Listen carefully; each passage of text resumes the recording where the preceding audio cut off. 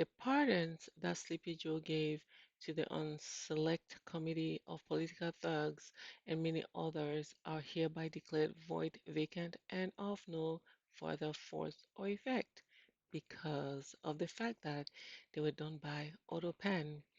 In other words, Joe Biden did not sign them, but more importantly, he did not know anything about them. The necessary pardoning documents were not explained to or approved by Biden. He knew nothing about them, and the people that did may have committed a crime.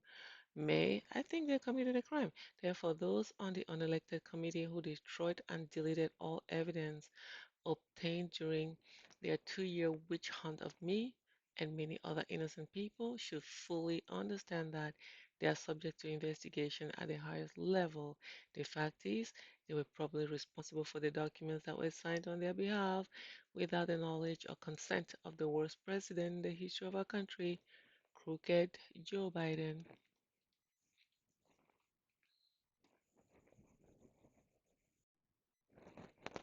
Now we know why he's signing all those executive orders in front of everybody.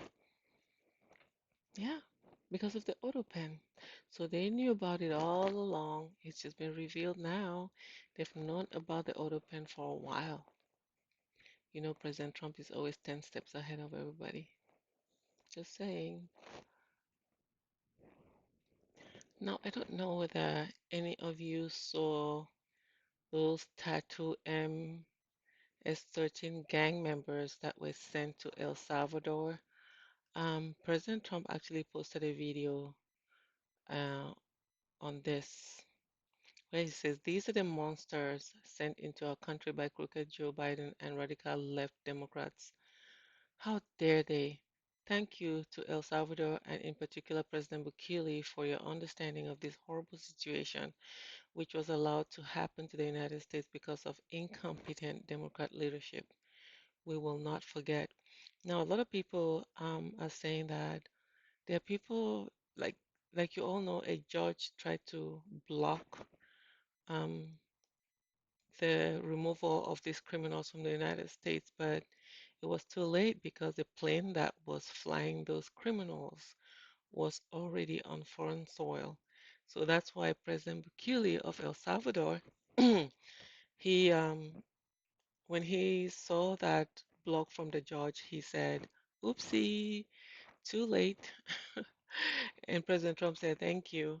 Now, a lot of people, I don't understand how you have criminals that came across the border illegally and they've committed so many crimes. So many of them have committed crimes. Young girls have been raped and killed, and they're sending them out of the country. And you have people that are angry.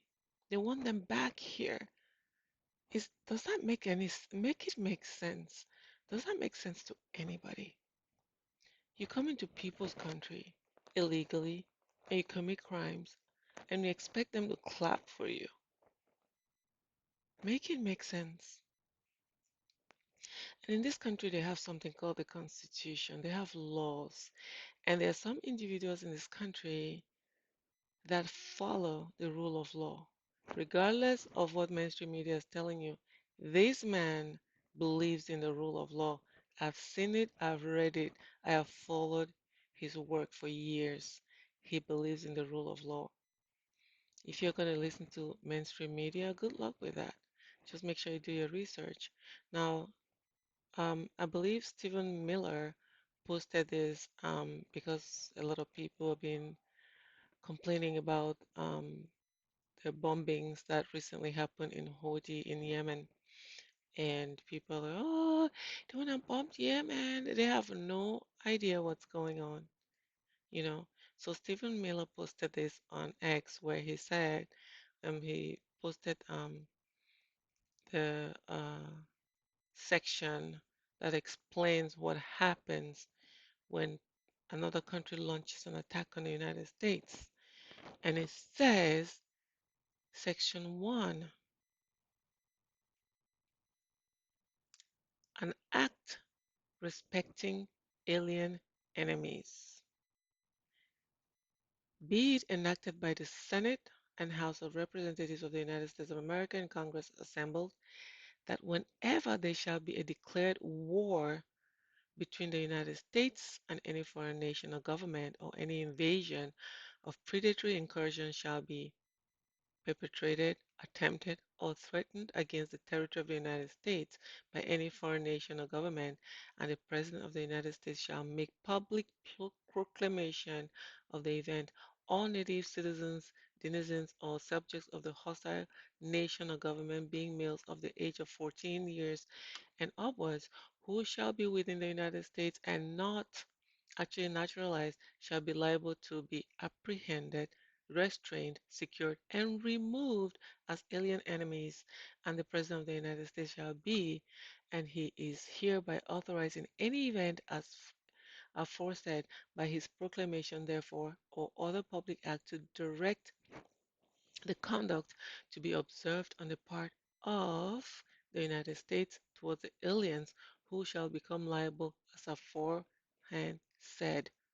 The manner and degree of the restraint in which they shall be subject, and in what cases and upon what security their residence shall be permitted, and to provide for the removal of who, not being permitted to reside within the United States, shall refuse or neglect depart therefrom, and to establish any other regulation which shall be found necessary in premises and for the public safety provided. There you have it. Go read your constitution, people. All right, now let's see these guys with their migrant crisis fat cats. All right, now say executives of Southwest Key Programs, a Texas nonprofit that received $3 billion in taxpayer funding from the Biden administration to house unaccompanied migrant minors, guys, minors, saw their paychecks balloon during the crisis. Mhm. That one from 400 to million, 300 to 600, 300 to 500, almost $600,000, 200 to $600,000, and 200,000. Look at that, their pay doubled because they were taking part in housing these unaccompanied migrant minors. And for the record, a lot of them are missing. Yes, we don't know where they are. Okay? We do not know where they are. And that's why Marco Rubio, let's hear what he has to say about this Colombian student that whose visa has been revoked and why everyone is up in arms about it. Person, this, that, the other. We don't want it. We don't need these people in our country. We never should have allowed them in the first place. If he had told us, I'm going over there and I'm going over there to become the spokesperson and one of the leaders of a movement that's going to turn one of your allegedly elite colleges upside down, people can't even go to school, library buildings being vandalized, we never would have let him in. We never would have let him in to begin with. And now that he's doing it and he's here, he's going to leave, and so are others, and we're going to keep doing it. And by the way, I find it ironic that a lot of these people out there defending the First Amendment speech, alleged free speech rights of these Hamas sympathizers, they had no problem, pressuring social media to censor American political speech. Exactly. So I think it's ironic and hypocritical. But the bottom line is this. If you are in this country to promote Hamas, to promote terrorist organizations, to participate in vandalism, to participate in acts of rebellion and riots on campus, we never would have let you in if we had known that. And now that we know it, you're going to leave. Is it only pro-Palestinian people who are going to have their visas revoked, or are other points of view as well? No, I think anybody who's here in favor. Look, we want to get rid of Tren de Aragua gang members. They're terrorists too. The president designated them, asked me to designate, and I did, as a terrorist organization. We want to get rid of them as well. We don't want terrorists in America. I don't know how hard that is to understand. We don't want people in our country that are going to be committing crimes and undermining our national security or the public safety. It's that simple. Especially people that are here as guests. That is what a visa is. I don't know where we've gotten it in our head that a visa is some sort of birthright. It is not. It is a visitor into our country. And if you violate the terms of your visitation, you are going to leave. Okay. He put her in her place. Oh my goodness. These people. I don't understand how they want gangs in this country, they want terrorists in here. But we've been talking about 300,000 children that are missing. It's crickets in mainstream media. No one's talking about it, right? I don't understand these people. What exactly are they defending?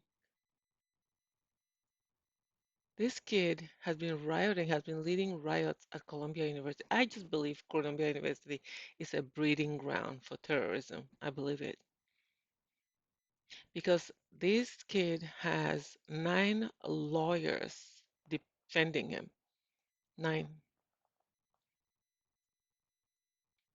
Does that make sense to anybody?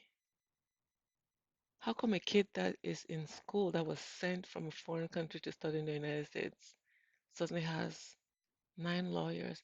And I have cousins that are struggling to get papers in this country. They can't even cope with one lawyer. Seriously.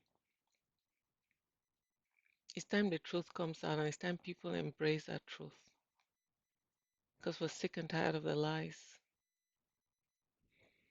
All right, thank you for tuning in and staying with me. If you found value in any of these videos, please like and subscribe. And I would encourage you to keep reading, stay listening, and stay informed.